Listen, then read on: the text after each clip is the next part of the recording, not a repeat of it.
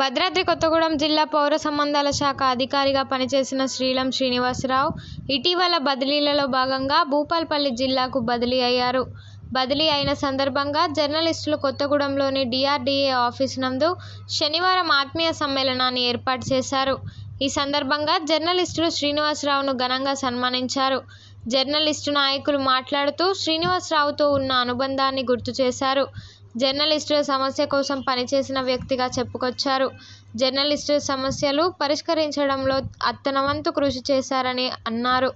అనంతరం శ్రీనివాసరావు మాట్లాడుతూ తాను చిన్నతనం నుండి ఎంతో కష్టపడ్డానని, ఆర్థిక ఇబ్బందులకు గురి అయ్యానని, తన తల్లి కష్టపడి చదివించిందను, కష్టసుఖాల గురించి తెలిసినవాడనని, అందుకే వృత్తి ధర్మాన్ని ఎప్పుడూ మరువలేదని అన్నారు. జర్నలిస్టుల సమస్య కోసం తన వంతు నిరంతరం కృషి చేస్తానని, భద్రాద్రి కొత్తగూడెం జిల్లా తనకు చాలా అనుబంధం ఉందని, తన మీద ఇంత ప్రేమ ఆప్యాయతలను చూపించినందుకు జర్నలిస్టులందరికీ రుణపడి ఉంటానని అన్నారు. అనంతరం కొత్తగూడెం మున్సిపాలిటీ చైర్పర్సన్ సీతా మహాలక్ష్మి కూడా DPROను ఘనంగా సన్మానించిన అనంతరం మాట్లాడుతూ శ్రీనివాసరావు మంచి మనసున్న వ్యక్తి, సేవా దృక్పథం కలిగినవాడని, అతను ఎక్కడ ఉద్యోగం చేసినా భవిష్యత్తు బాగుండాలని ఆకాంక్షించారు. కార్యక్రమంలో జర్నలిస్ట్ యూనియన్ నాయకులు పాల్గొన్నారు.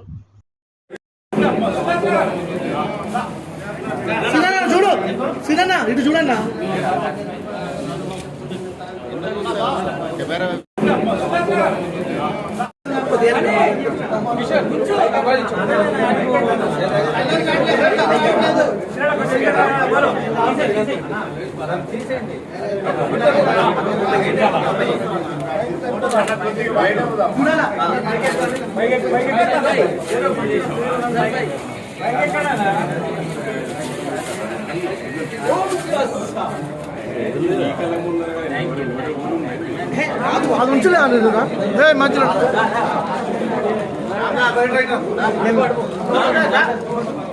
కొంచెం ఎంత పది అన్న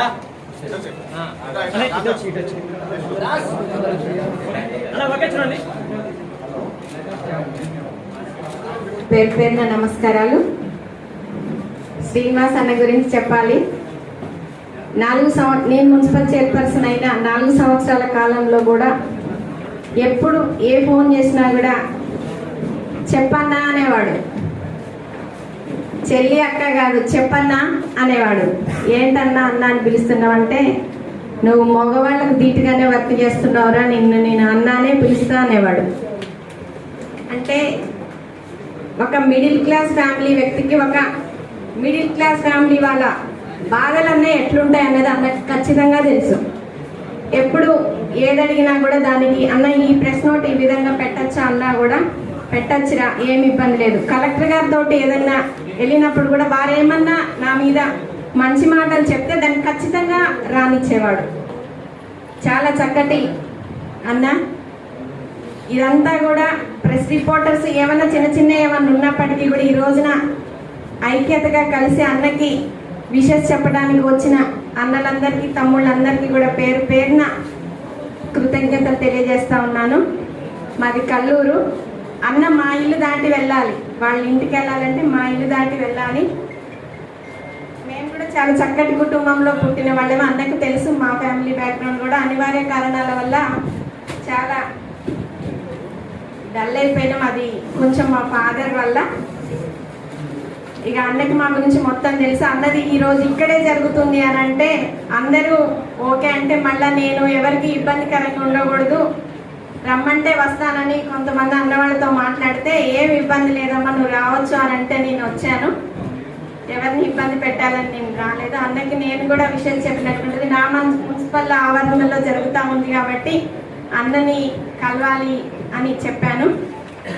నాకు కూడా అవకాశం ఇచ్చినటువంటి మీ అందరికీ కూడా ప్రత్యేకంగా కృతజ్ఞతలు చెప్తూ, అన్నకున్నటువంటి చిన్ననాటి జ్ఞాపకాల కాడ నుంచి ఇప్పటి వరకు కూడా ఎట్లా ఉన్నాడు ఏంటి అన్నది అన్నీ చెప్పాడు. అది కష్టపడ్డాడు కాబట్టి ఈ రోజున సుఖాన్ని అనుభవిస్తున్నాడు. ఇంతమంది మధ్యలో నుంచి వెళ్తా ఉన్నాడు. అందరు కూడా చక్కగా విష్ చేస్తూ ఉన్నారు. మంచి వాళ్ళకి ఎప్పటికైనా మంచి జరుగుతుంది అన్నది అందరు కూడా కళ్ళకు కట్టినట్టుగా చూస్తూనే ఉన్నారు. అన్న కూడా దానికి నేను కూడా నిదర్శనమే, అందరికీ కూడా తెలుసు. నా విషయానికి వస్తే మీ అందరు ఇక్కడ ఉన్నారు కాబట్టి చెప్పాలి. గౌరవ కౌన్సిలర్స్ మనందరి ఆశీస్సులు అన్నపై ఉండాలి. ఇక అన్నకి నేను చిన్న రిక్వెస్ట్ చేసేది ఏంటంటే, అన్న ఎట్లాగో వెళ్తున్నారు కాబట్టి కలెక్టర్ గారితో ఇంకా కొంతమందికి ఎక్విడేషన్ కార్డ్స్ రాలేదు. చాలా సార్లు కలెక్టర్ గారితో గతంలో ఉన్నటువంటి మాజీ ఎమ్మెల్యే గారికి కూడా చెప్పడం జరిగింది, చాలా మందికి పక్షంలో మళ్ళీ వాళ్ళని డిస్టర్బ్ చేయొద్దు, ఆ టీం బాగుంది అక్కడే ఉంచండి అని చెప్పారు. కానీ మళ్ళీ మొన్న ఆ డిప్యుటేషన్ క్యాన్సిల్ చేసి మళ్ళీ మీరు ఎక్కడైతే రెగ్యులర్ ప్లేస్ ఉందో అక్కడికి వెళ్ళమన్నారు. అక్కడికి వెళ్ళగానే కలెక్టర్ సార్ చూసి శ్రీనివాస్ బాగున్నామన్నారు. నాకు చాలా సంతోషం అనిపించింది. అంటే సర్వీస్ చేస్తాం కానీ ఎవరు మనల్ని అంతగానో గుర్తుపెట్టుకోరు. కానీ సార్ అట్లా కొంచెం ఆ విధంగా గుర్తుంటాం. అటువంటివన్నీ కూడా మీ ద్వారానే వచ్చినాయి, నాకు వేరే ద్వారా ఏం కాదు. ఎందుకంటే వేరే డిపార్ట్మెంట్ నుంచి మనకి సన్నిహిత్యం ఉండదు, నేను వాళ్ళతో కలిసేవాడిని కాదు. నాకు అప్పచెప్పిన పని మాత్రం ఎంత పర్ఫెక్ట్గా చేసేవాడిని అని అంటే, ఒక షాపు ఓనరు బంగారం కావచ్చు ఏదైనా కావచ్చు, అక్కడ వాళ్ళ కూలీని పెట్టి బయటికి వెళ్ళిపోతే అతను ఎంత అంకిత భావంతో పనిచేస్తాడు, నేను కూడా అలానే పనిచేశాను. కాబట్టి మీ అందరి నుంచి ఈ చిన్న 4 మాటలైనా మంచి మాటలు దక్కించుకునే అవకాశం వచ్చింది. నిజంగా ఇవన్నీ నాకు దక్కాల్సినవి కాదు, ఎక్కడున్నదో మా అమ్మగారికి దక్కాల్సినవి. టైం ఇక ముందు కూడా మీరు చూపినటువంటి ఈ ప్రేమ అభిమానాలను ఇలానే ఉంచుకుంటాను. ఎప్పుడు కూడా ఒకరితోటి ఇతను మంచివాడు కాదు అనే పరిస్థితి నేను అలాంటి పరిస్థితి వచ్చిన మరుక్షణం. ఎందుకంటే నా డిపార్ట్మెంట్కి మా అమ్మ మా నాన్న 20 సంవత్సరాలు పెంచితే మిగతా జీవితం అంతా డిపార్ట్మెంట్ పోషించింది. కాబట్టి డిపార్ట్మెంట్ కూడా చెడ్డ పేరు తీసుకురాను, ఖచ్చితంగా ఆ క్షణం అక్కడి నుంచి వెళ్ళిపోతాను. ఇదే విషయం ఉన్నత స్థాయి అధికారికి కూడా నిర్మోహమాటంగా చెప్పడం జరిగింది. అరే వీడేంటి ఇట్లా మాట్లాడుతుంది, నేను అలానే మాట్లాడతాను సార్, మీరు నన్ను ఉంచుకున్న పర్వాలేదు పంపించిన పర్వాలేదు అని చెప్పేసి నిర్మోహమాటంగానే మాట్లాడటం జరిగింది. ఈ రామారావు గారు కూడా నేను కొత్తగూడలో ఉన్నప్పుడు ఒక చీటీ జూలూరుపాడు చీటీ వేస్తే అతను పారిపోయినప్పుడు ఇప్పుడు సురేంద్రనాథ్ డిఎస్పీ గారు ఉండే, పాపం రాజన్న కూడా ఉండు, ఈశ్వర్ గారు, వీళ్ళంతా కొంతమంది మిత్రులు సార్